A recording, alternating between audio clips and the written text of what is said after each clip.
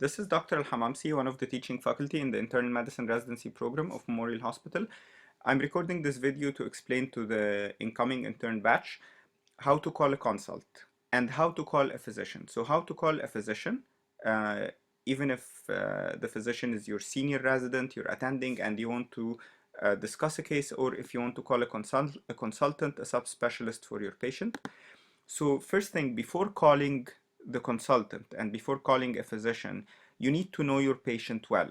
Even if you're cross-covering, even if you're just covering a patient from a different team, you can't call a physician and tell him, I want to discuss this patient with you, and then say, well, he's not really my patient, he's this resident's patient, I don't know him, but I'm just asked to call you. So you have to really know your patient well. You have to go, you have to examine the patient, you have to look at the chart, have the chart with you, or access the electronic medical record before calling the consultant or the physician. When you call the consultant, you have to have the patient's name, the patient's date of birth, and room number. You can't call the consultant and tell him, I'm consulting you on Mr. So-and-so, but you don't have the correct name.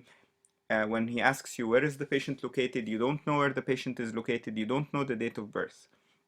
You have to have a reason for the consult. So when you call a consultant, you're asking the subspecialist to come and see your patient to answer a particular question.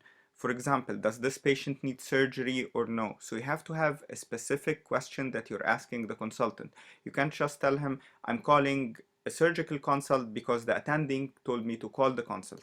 You are responsible. You are the primary care provider of the patient. You have to know your patient, and you have to know why you're calling the consult. You can't just call and say, I don't know why I'm calling, but I was asked to call you. You have to know your patients.